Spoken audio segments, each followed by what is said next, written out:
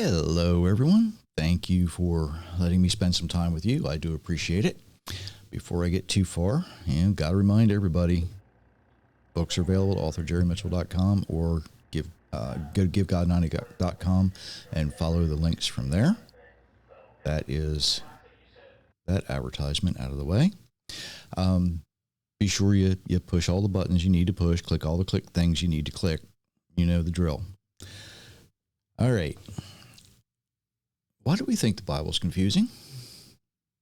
Is it? Nah, it's not confusing. It's not rocket science. You don't have to know how to, you don't have to know how to disassemble a nuclear device to read the Bible and understand it. It's not complicated. But there's a lot of reasons that people think it is. A lot of modern Christians want to start with the New Testament. That means they don't have the foundational understanding that comes from the beginning, right?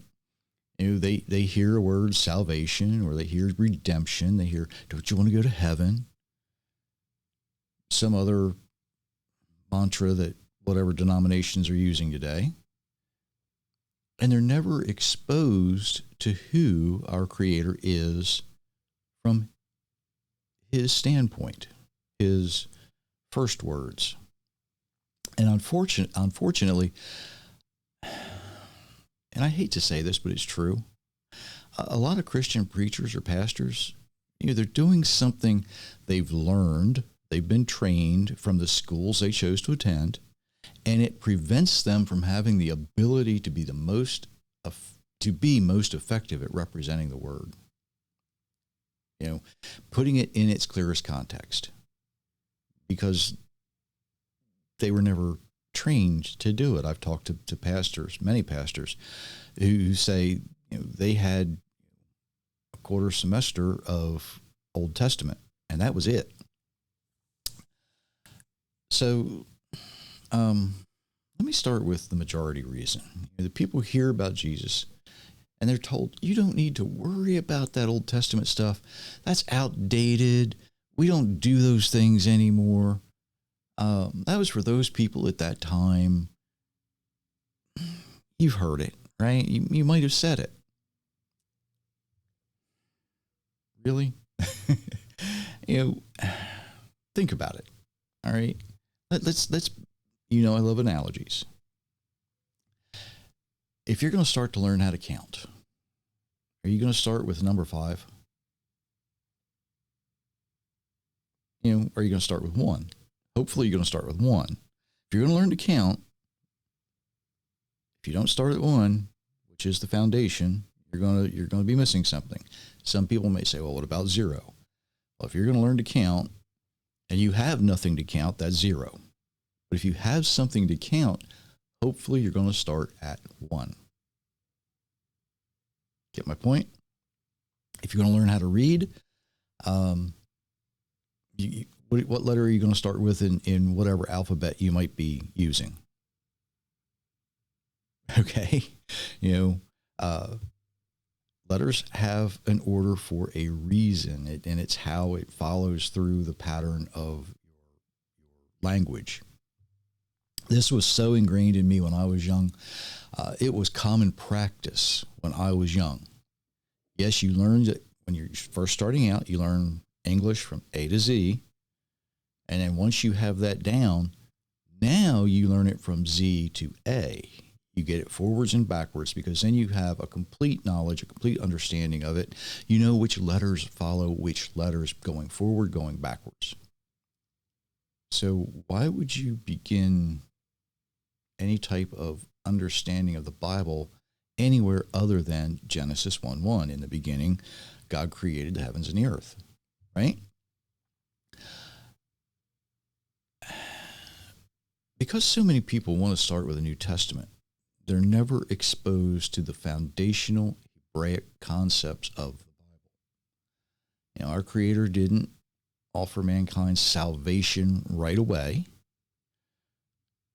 There wasn't any need for it until after Adam ate the fruit. Then then there was the issues that went with that, right? Many, many Christians begin with Jesus going to heaven, and they neglect that God started the entire universe simply by speaking. They leave that part out because they want to get to the dessert. They want to get to the dessert table. They want to run to that soft serve ice cream at the buffet. And that brings me to this thought that I recently began to be able to express in a way that I hope makes sense. When we start in the New Testament and consider how and why we have the interpretations that we do, why we've been trained to think the way we think, what are we doing? What are we doing? We are attempting to superimpose Greek polytheistic philosophy onto a Hebraic concept. The Hebraic concept of who God is and why he does what he does is foundational in the Bible.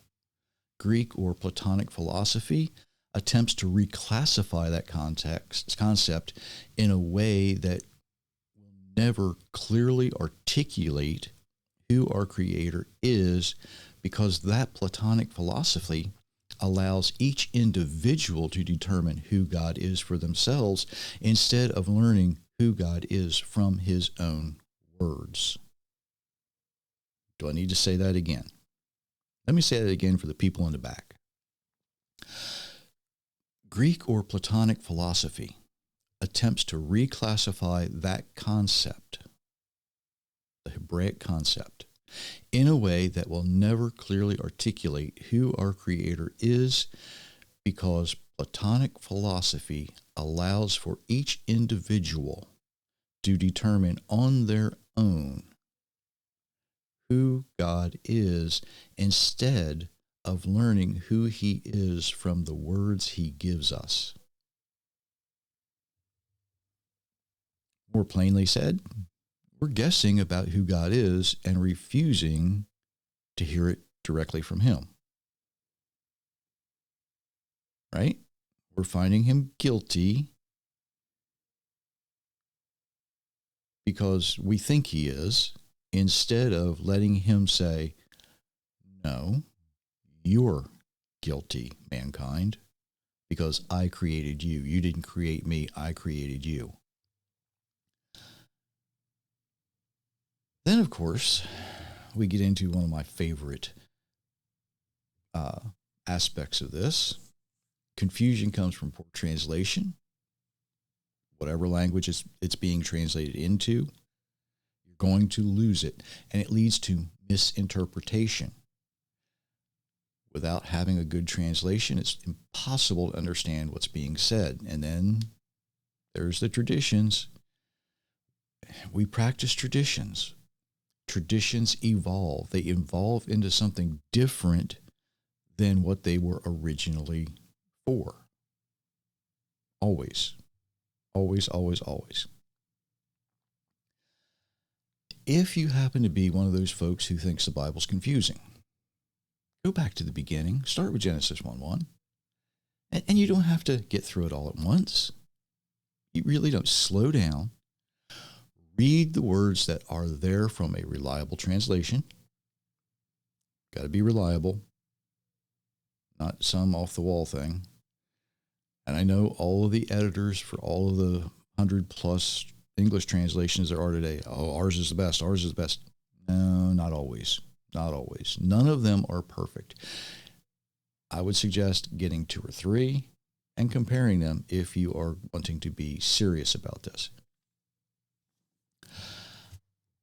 One of the most difficult things you're going to run into is having your own biases, the things that you just know you know, right? I know this is what it's going to say. And so you try to force those words into where they don't belong. It's one of the hardest things any researcher doing anything will do. It is, they come up with a concept, they come up with a theory, Then you try to prove the theory. Well, sometimes, no matter how many times you experiment with something, your theory's wrong, right? It's just the way it works. Ask any scientist. They're going to tell you, yeah, I had this theory, and I realized after 100 experiments that it wasn't right. Let the words speak to you. It's one of the most difficult things that we can do is not try to force our ideas, our biases, our things we have been taught that might not be correct onto those pages, into those words. You just kind of got to back off, say, admit, I could be wrong about this. Let the words speak to you. As Myra says often, just read the words. Just read the words. It does get easier as you continue. Trust me, it does. And you and you don't have to do it all at one time. You know, don't think, oh, I got to read this in a year. Oh, that's so long. How can I read this in a year? How can I read this in a month? How can I do this? You know, I've been seriously studying for more than 20 years. I grew up with it, but I've been serious about it for more than 20 years now. And there's still things in passages that I see. It's like, I've read that over and over and over again. There's been some things I've been reading while I've been doing these podcasts and these videos. And it's like, oh, that's what that means. You know, it just comes to you. But there's always things you haven't seen before that you might see. Somebody might say something, or you read it a certain way, and all of a sudden it begins to click. It begins to say, oh, that connects with this, that connects with that. Then it makes sense. It does take time, but it's time well spent. It is time well spent if you want that relationship with your Creator that so many claim they want. You know, why do you go to church? Oh, I want a deeper relationship with God. Really? Or do you just want to be entertained? Serious question. So, read what's there. Slow down. Take your time. It's not that difficult. You're not, this isn't a lesson plan. Okay? It might be homework. It's not a lesson plan. Slow down. Read what's there. You can do it. Trust me, you can do it. And I'll go ahead and stop so you can get started, unless, of course, you happen to be driving or flying an airplane or doing something that you can't. But when you're able, you can start. Are you there yet? Have you reached for that Bible yet? So until next time, I really hope you are blessed as you read what is there without forcing your ideas into things you just know this has got to be what it means. Let it teach you. Many blessings. Until next time, everyone.